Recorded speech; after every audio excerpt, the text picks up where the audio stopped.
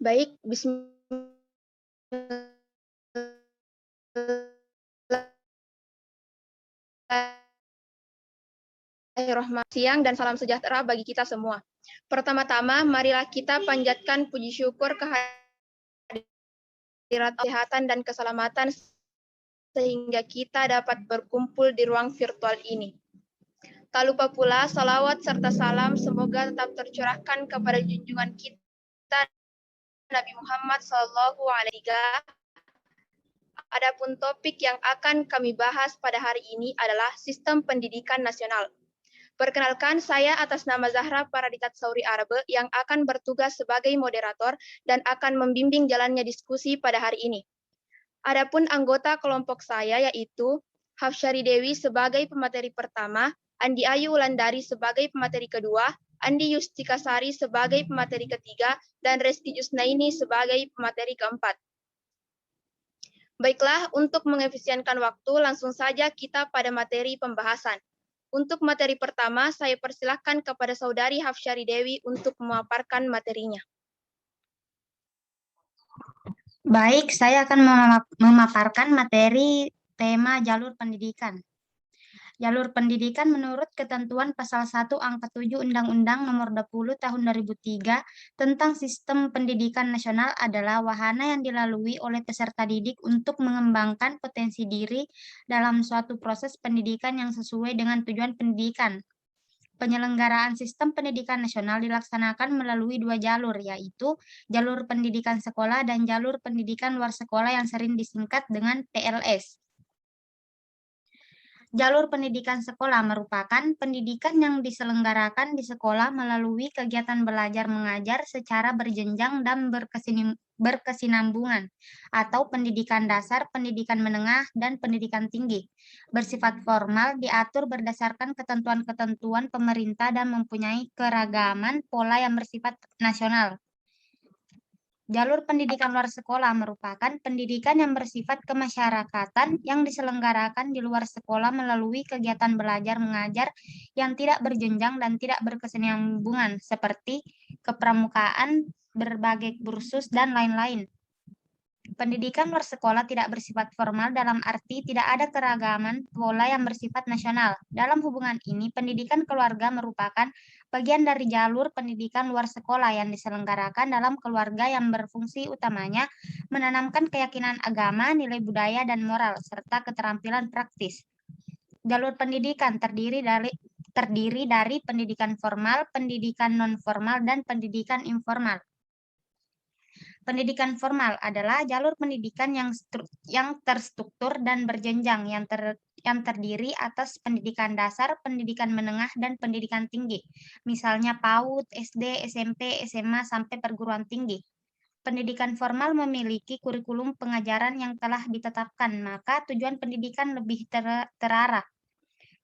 Kelebihan pendidikan formal yaitu melatih kemampuan akademis, jenjang pendidikan diakui oleh negara dengan standar nasional umum, sarana pengembangan diri dan kreativitas, serta membangun jaringan sosial dan persahabatan. Kekurangannya yaitu bersifat kaku dan tidak fleksibel terhadap karakter pembelajar. Formalitas anggapan umum ini untuk menggambarkan pandangan masyarakat umum bahwa pendidikan formal masih sekedar formalitas dan tidak berfokus kepada sisi kualitas pembelajar. Pendidikan nonformal. Pendidikan nonformal adalah jalur pendidikan di luar jalur pendidikan formal yang dapat dilaksanakan secara terstruktur dan berjenjang. Pendidikan nonformal biasanya diselenggarakan di luar sekolah berhubungan dengan bakat dan hobi. Kelebihannya yaitu semua kegiatan aktivitas yang dijadwalkan disesuaikan dengan kemampuan ekonomi masyarakat. Jadwal yang mengikuti mayoritas umumnya peserta, serta menambah teman dan relasi di masa depan. Adapun kekurangannya yaitu kurangnya sinkronisasi atau penyesuaian materi karena setiap lembaga nonformal mempunyai metode dan cara yang berbeda tapi serupa. Tidak meratanya tenaga pengajar atau pendidik, kurang maksimalnya aplikasi di lapangan, serta status lulusan nonformal dianggap lebih rendah dari lulusan formal. Pendidikan informal. Pendidikan informal adalah jalur pendidikan keluarga dan lingkungan. Pendidikan informal ini terutama yang diberikan oleh orang tua pada anak akan menjadikan anak cerdas karena orang tualah yang paling memahami keseharian anak. Pendidikan informal antara lain seperti agama, budi pekerti, etika, sopan santun, moral, dan sosial. Pendidikan seperti ini telah dimulai sewaktu anak lahir, misalnya dengan mengenalkan cara bersopan santun. Contoh, mengucapkan terima kasih jika diberi sesuatu atau mengucapkan salam ketika masuk rumah. Kelebihannya bisa diberikan sejak kita lahir hingga dewasa, cara penyampaian yang fleksibel dan disesuaikan, dan dipelajari dan diaplikasikan sesuai dengan kemauan dari dalam diri kita. Kekurangannya yaitu tidak ada rujukan atau standar tertentu, fungsi sosial dan latar belakang lingkungan yang variatif dan bisa berefek positif ataupun negatif. Diharapkan tentu anak-anak menjadi pribadi yang baik walaupun lingkungan tidak mendukung untuk mendapatkan pendidikan informal yang baik. Sekian dari saya kembalikan ke moderator.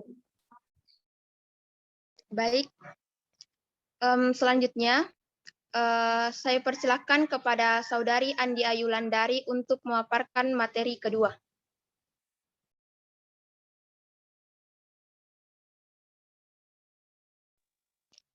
Baik, saya persilakan kepada pemateri kedua yaitu Andi Yustikasari.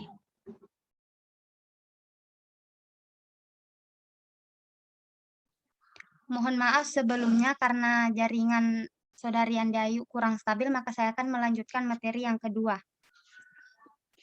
Yang bertema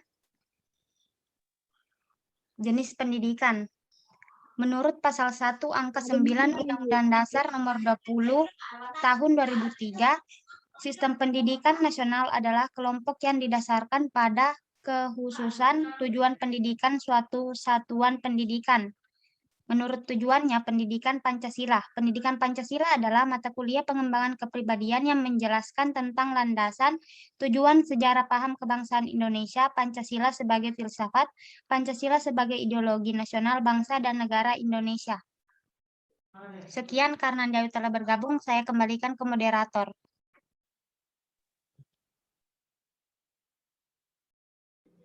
Baik, saya persilakan kepada Saudari Andi Ayu untuk melanjutkan pemaparan materi dari Saudari Hafsyari Dewi. Baiklah, saya akan melanjutkan materi yaitu pendidikan Islam. Pendidikan Islam merupakan bimbingan jasmani dan rohani berdasarkan hukum agama Islam menuju kepada terbentuknya kepribadian utama menurut ukuran-ukuran Islam. Selanjutnya, pendidikan Hindu.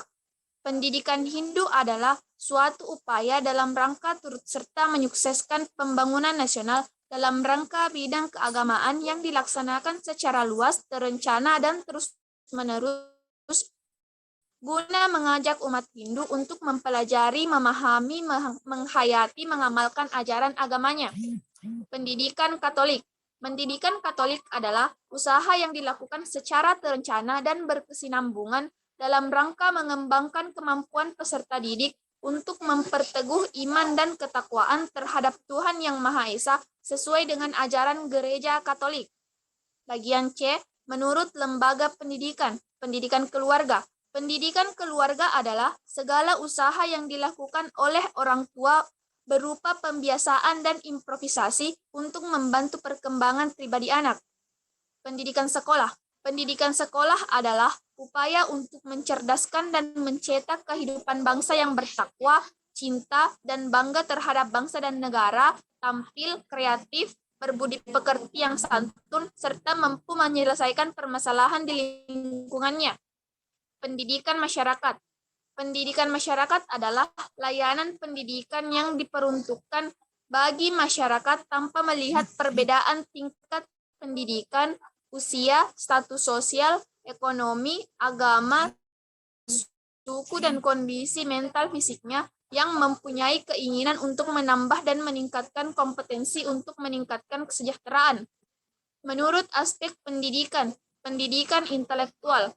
Pendidikan intelektual adalah pendidikan yang bermaksud mengembangkan daya-daya pikir atau kecerdasan anak-anak dan menambah pengetahuan anak-anak. Pendidikan kecerdasan. Pendidikan kecerdasan bisa diartikan sebagai usaha manusia untuk membina kepribadiannya sesuai dengan ukuran-ukuran atau nilai masyarakat sebagai rangkaian kegiatan menuju pendewasaan ke arah kehidupan yang lebih baik. Pendidikan moral. Pendidikan moral itu sejatinya adalah proses pembelajaran yang dengannya peserta didik mampu memahami diri mereka sendiri dan dunia yang ada di sekitar mereka. Moralitas adalah pengetahuan tentang bagaimana berperilaku dalam kehidupan, baik dalam konteks lokus maupun tempus tertentu. Pendidikan estetis. Pendidikan estetika merupakan pendidikan yang mengutamakan didapatkannya pengalaman estetik melalui proses berkesenian. Pendidikan keagamaan. Pendidikan keagamaan adalah pendidikan yang mempersiapkan peserta didik untuk dapat menjalankan peranan yang menuntut penguasaan pengetahuan tentang ajaran agama dan atau menjadi ahli ilmu agama yang mengamalkan ajaran agamanya. Pendidikan sosial. Pendidikan sosial dan finansial bagi anak adalah sebuah pendidikan yang bertujuan untuk menginspirasi anak menjadi anggota masyarakat atau warga masyarakat yang secara sosial dan ekonomi berdaya dengan membekali mereka keterampilan dan pengetahuan yang memadai. Pendidikan kewarganegaraan. Pendidikan kewarganegaraan adalah masalah yang berfokus pada mendidik warga negara yang memahami dan dapat menggunakan hak dan tanggung jawab mereka untuk menjadi warga negara Indonesia yang cerdas, berkualitas, dan berkarakter.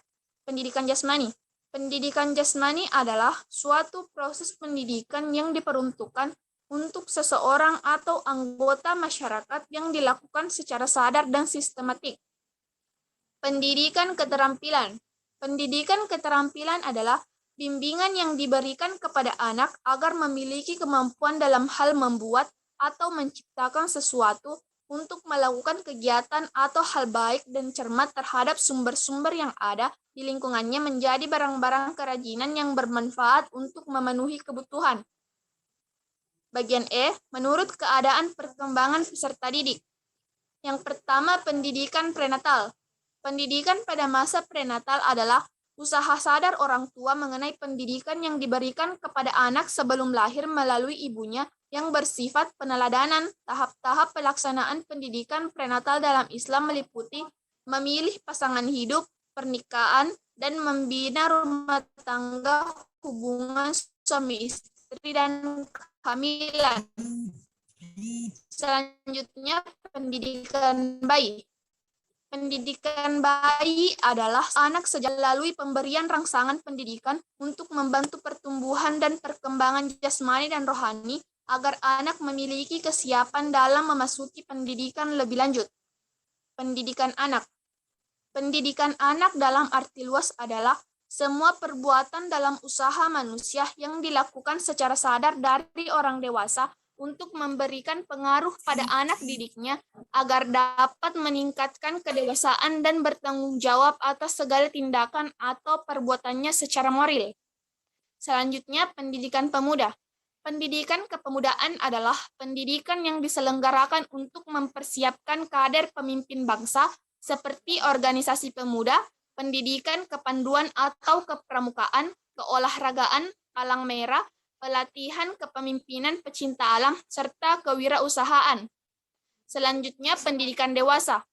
Pendidikan orang dewasa adalah suatu pendidikan proses belajar yang sistematis dan berkelanjutan pada orang yang berstatus dewasa dengan tujuan untuk mencapai perubahan pada pengetahuan, sikap, nilai, dan keterampilan. Menurut metode yang digunakan, pendidikan liberal. Pendidikan liberal adalah model pendidikan yang mengusung kebebasan sebagai ideologinya. Ideologi pendidikan liberal berpangkal pada konsep modernisasi di Barat. Pendidikan otoriter.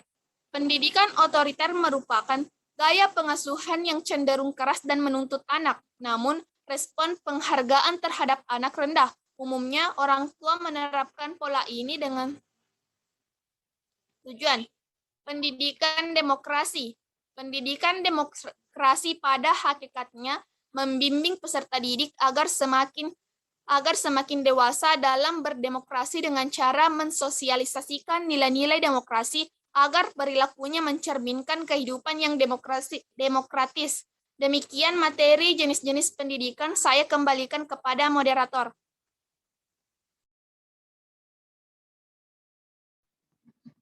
Baik, terima kasih. Selanjutnya, saya persilahkan kepada pemateri ketiga. Saya persilahkan kepada Andi Yustiasari. Baiklah, saya akan melanjutkan materi yang selanjutnya. Jenjang pendidikan. Jenjang pendidikan menurut pasal 1 angka 8 Undang-Undang Nomor 20 Tahun 2003 tentang Sisdiknas atau Sistem Pendidikan Nasional adalah tahapan pendidikan yang diterapkan berdasarkan tingkat perkembangan peserta didik, tujuan yang akan dicapai, dan kemampuan yang akan dikembangkan. Setiap jenjang pendidikan mempunyai waktu tempuh yang berbeda-beda. Ini dikarenakan agar dalam kontrolnya bisa memudahkan dalam pengklasifikasian siswa dan kebijakan yang harus dilakukan dalam meraih tujuan pembelajaran dan pendidikan.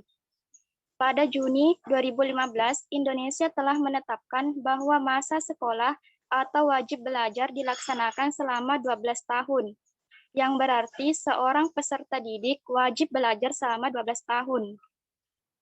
Di mana pendidikan yang dilalui adalah 6 tahun di masa sekolah dasar, 3 tahun di masa sekolah menengah, dan 3 tahun sekolah menengah atas. Undang-undang menyatakan bahwa pendidikan formal terdiri dari pendidikan dasar, pendidikan menengah, dan pendidikan tinggi. Yang pertama, pendidikan dasar.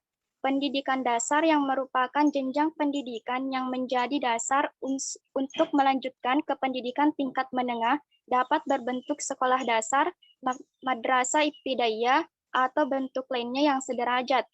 Sekolah menengah pertama dan madrasah sanawiyah atau bentuk lainnya yang sederajat. Pendidikan dasar ini dilaksanakan selama 9 tahun, yang mana level pendidikan mulai dari kelas 1 hingga 6 merupakan SD, dan kelas 7 hingga 9 merupakan SMP. Kemudian yang kedua, pendidikan menengah. Pendidikan menengah merupakan dasar yang terdiri dari pendidikan menengah umum dan pendidikan menengah kejuruan. Pendidikan menengah berbentuk sekolah menengah atas, madrasah aliyah, sekolah menengah kejuruan, madrasah aliyah kejuruan, dan bentuk lainnya yang sederajat.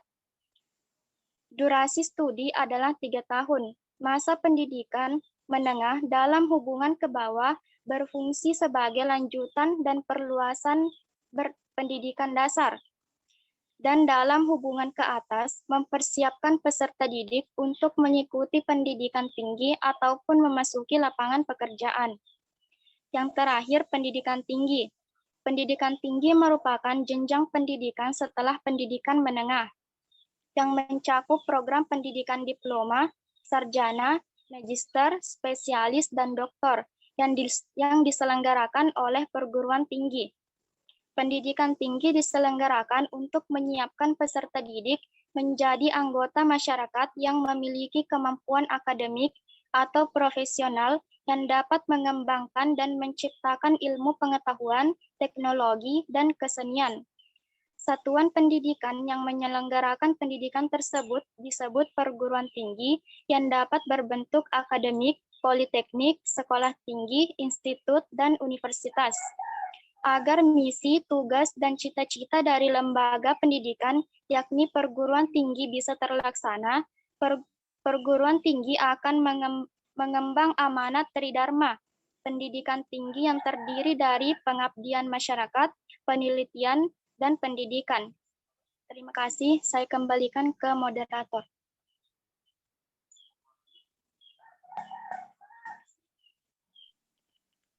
Baik, selanjutnya kita melangkah ke materi keempat yang akan dipaparkan oleh Saudari Rizky Jusnaini.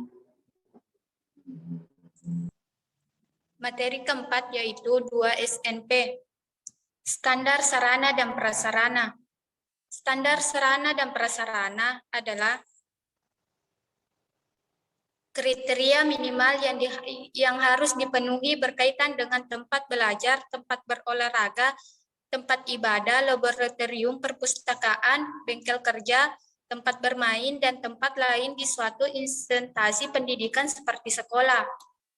Adapun fungsinya yaitu sebagai acuan unit satuan pendidikan saat melakukan pembangunan sarana dan prasarana di sekolah, sebagai standar untuk menunjang pemerataan kualitas pendidikan melalui peningkatan sarana dan prasarana sekolah. Manfaatnya yaitu dengan adanya standar sarana dan prasarana, kegiatan belajar mengajar di lingkungan sekolah bisa berjalan lancar dan kondusif dengan tetap mengedepankan keamanan peserta sarana, yaitu 1. Standar sarana prasarana sekolah dasar atau madrasah ibtidaiyah, SD atau MI, sekolah menengah pertama atau madrasah sanawiyah, SMP atau MTS, dan sekolah menengah atas atau madrasah aliyah, SMA atau MA. Kedua, standar sarana dan prasarana sekolah menengah kejuruan atau madrasah aliyah kejuruan, SMA atau MAK. Ketiga, standar sarana dan prasarana sekolah luar biasa atau SDLB atau SMPLB. Standar pengelolaan. Standar pengelolaan merupakan salah satu standar pendidikan nasional yang mengatur perencanaan, pelaksanaan, dan pengawasan kegiatan pendidikan mulai dari tingkat satuan pendidikan sampai nasional sehingga bisa tercapai efisiensi dan efektivitas penyelenggaraan pendidikan. Fungsinya sebagai sebagai acuan untuk mengelola sistem pendidikan di tingkat sekolah atau madrasah baik dari sisi kurikulum, kesiswaan, sarana prasarana, pembiayaan dan sebagainya. Kedua, memudahkan sekolah atau madrasah dalam mengembangkan rencana kerja tahunan. Ketiga, sebagai pedoman seluruh warga sekolah atau madrasah dalam pengembangan tugas dan tanggung jawab. Manfaatnya, standar pengelolaan adalah mampu menciptakan lingkungan sekolah yang kondusif dan terstruktur karena semua bisa dikelola sesuai bidangnya masing-masing berdasarkan peraturan perundang-undangan yang berlaku. Isi standar pengelolaan. Isi standar pengelolaan pendidikan diatur di dalam Peraturan Menteri Pendidikan Nasional Nomor 19 Tahun 2007 tentang Standar Pengelolaan Pendidikan oleh Satuan Pendidikan Dasar dan Menengah. Berdasarkan Permendiknas tersebut, isi standar pendidikan meliputi hal-hal: 1. Perencanaan program, 2. Pelaksanaan rencana kerja, 3. Pengawasan dan evaluasi, 4.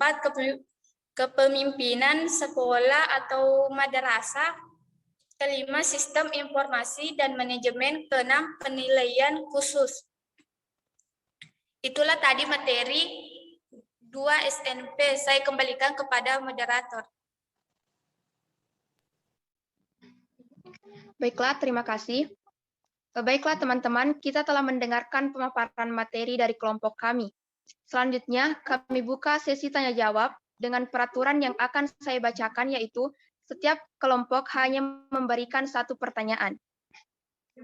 Kami persilakan kepada setiap perwakilan kelompok untuk mengajukan pertanyaannya. Persilakan kepada kelompok 1, apakah ingin bertanya?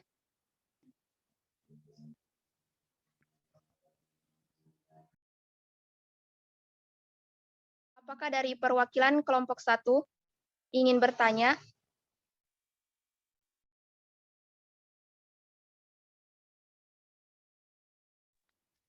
Jika tidak ada, kami melangkah ke kelompok 2. Apakah ada pertanyaan? Ada. Ya, silakan. Assalamualaikum warahmatullahi wabarakatuh. Waalaikumsalam. Saya Ayuni Dwi Septi, perwakilan kelompok 2, ingin bertanya, mengapa wajib belajar itu diubah yang sebelumnya 9 tahun menjadi 12 tahun wajib? Jelaskan. Sekian, wassalamualaikum warahmatullahi wabarakatuh.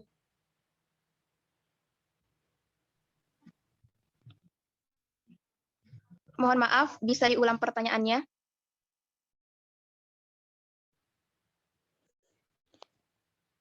Mengapa dalam satuan pendidikan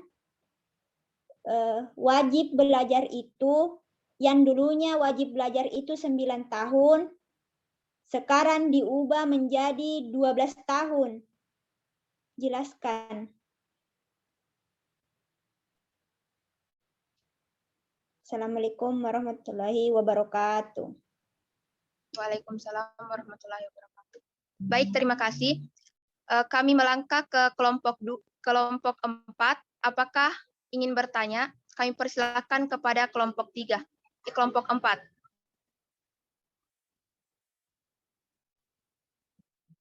Baik, Assalamualaikum warahmatullahi wabarakatuh. Pertanyaan saya, pendidikan sekolah menengah pertama termasuk dalam jenjang pendidikan dasar, menengah, atau tinggi? Mohon maaf, pertanyaan dari kelompok 4 bisa diulang? Pertanyaan saya, pendidikan sekolah menengah pertama termasuk dalam jenjang pendidikan sekolah dasar, menengah, atau tinggi?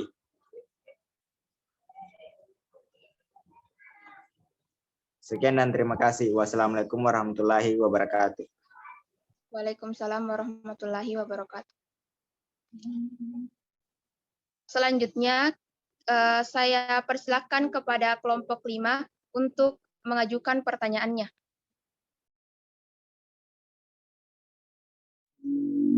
Apakah kelompok 5 ingin bertanya?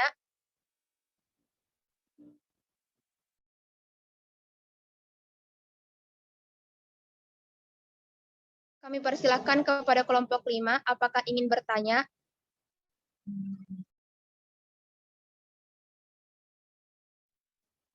Jika tidak ada, kami kembali ke kelompok 1. Apakah perwakilan dari kelompok 1 ingin bertanya? Baik, jika tidak ada lagi yang ingin bertanya. Oh, silakan.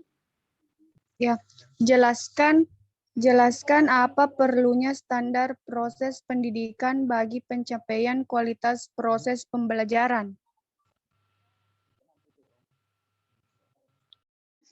Kami berikan waktu kepada kelompok pemateri kami untuk menjawab pertanyaannya. Baik, saya akan menjawab pertanyaan dari Enul Anugrah perwakilan dari kelompok 1. Jelaskan apa perlunya standar proses pendidikan bagi pencapaian kualitas proses pembelajaran. Standar proses pendidikan bertujuan untuk menentukan kegiatan pembelajaran yang dilakukan guru untuk mencapai standar kompetensi lulus. Pemberlakuan standar proses pada satuan pendidikan diharapkan dapat meningkatkan mutu lulus dalam mencapai standar kompetensi lulusan. Iya, saya terima. Baiklah, saya akan menjawab pertanyaan dari kelompok 2. Mengapa wajib belajar dari 9 tahun diubah menjadi 12 tahun? Belum lama ini, Menteri Pendidikan dan Kebudayaan mengumumkan perpanjangan program wajib belajar dari 9 tahun ke 12 tahun. Di balik pengumuman ini, tersirat keinginan untuk meraup keuntungan dari bonus demografi ini secara maksimal. Beda dengan negara-negara sekawasannya, Indonesia adalah bangsa yang relatif muda. Sepertiga dari populasinya di bawah usia 14 tahun. Jika program perpanjangan wajib belajar ini diterapkan dengan sukses, maka penduduk muda tersebut akan mendapat manfaat dari peningkatan akses pendidikan.